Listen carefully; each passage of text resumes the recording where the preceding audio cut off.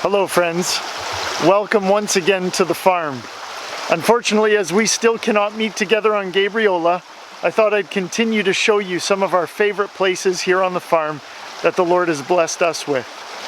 I told you last week that our little cabin in the woods is built next to a small creek.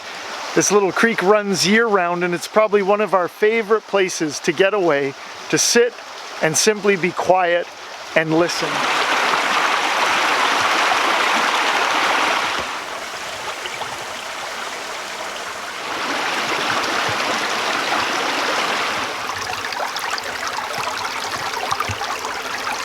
It's our hope to continue our study together in the book of Exodus on Sundays over Zoom.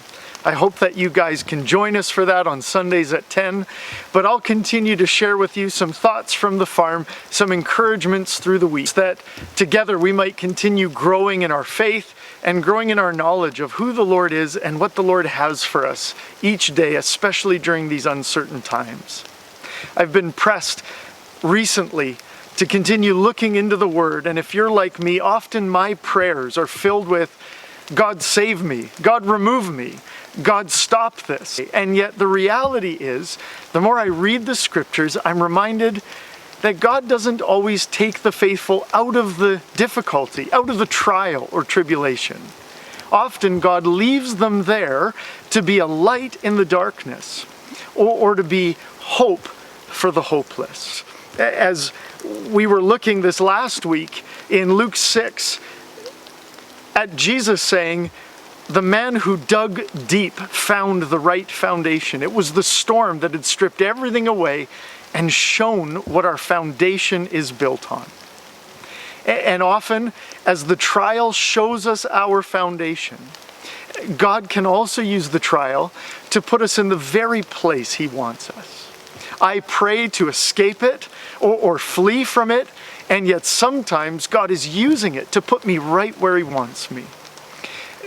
People like Paul, whom I think would be so faithful that God might spare or separate from such a fate, as he began to be questioned about his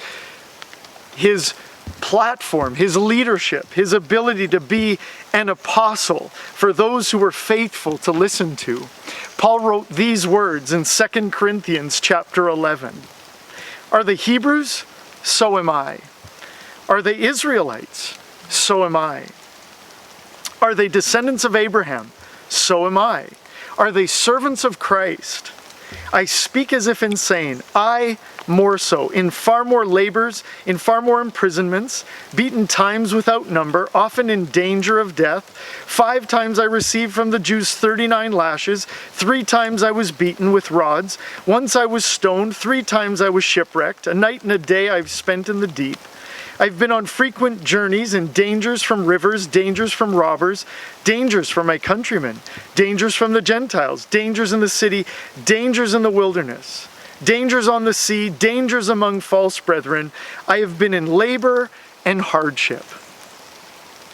Through many sleepless nights, in hunger and thirst, often without food, in cold and exposure, apart from such external things, there is the daily pressure on me of concern for all the churches.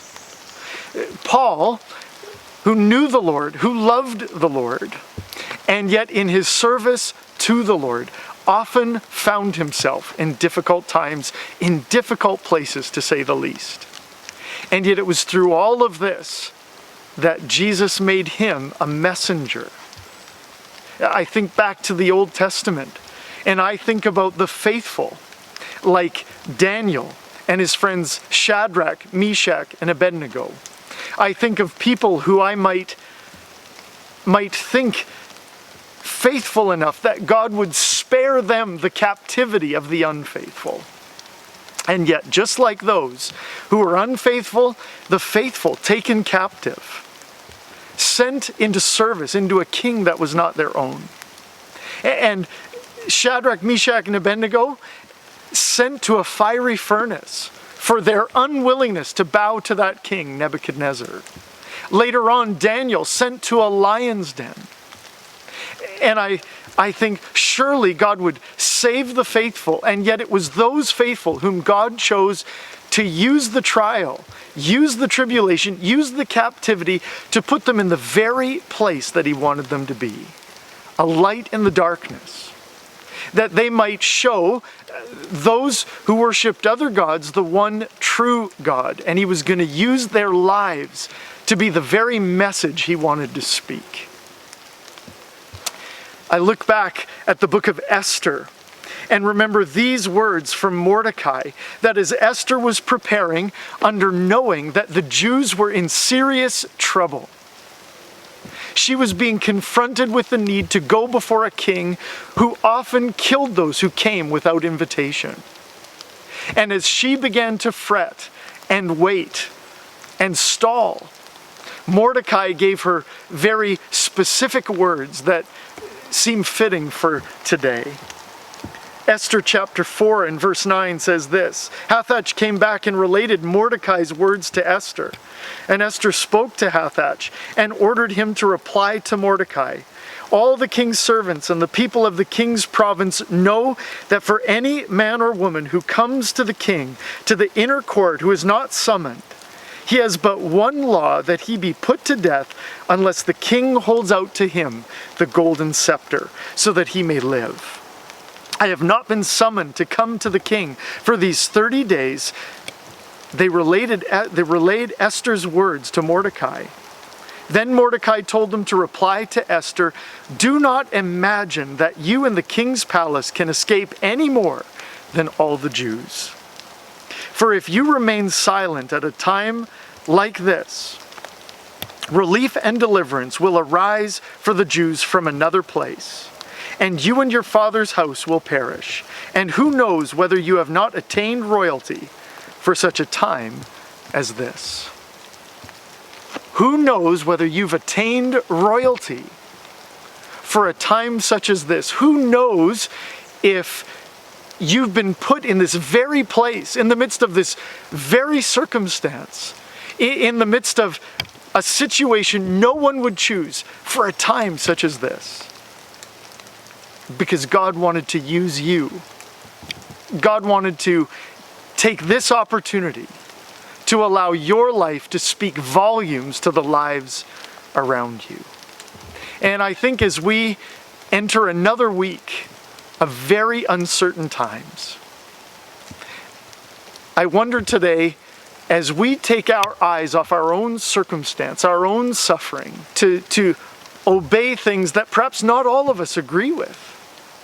But today, we are called to be ministers of a light in the darkness. And through these circumstances, not called out of them, but called to be hope in the midst of them to those who have no hope. We have been so blessed and privileged to live in a place like we do. To live in a place with open air, secluded in many ways. To have a healthcare system that so far is holding up to the needs and demands that are around us. And if we could only stop and not look at our own suffering, as we can see so much more going on in the countries around us. I might ask the question, what has God placed us here for? Not to remove us from the circumstance, but to be a light in the midst of this circumstance. How is it that as you begin to look at your sphere around you, your neighbors, your community, the island at large, how can you be a light to those people who seem to have none? How can you share hope with those? How can you share confidence in a society that's becoming increasingly fearful? I pray that as a church and a body, a community, God would give us wisdom, not to look to escape the circumstances, but in the midst of them, as we walk in them with our neighbors, that we might be a light in them.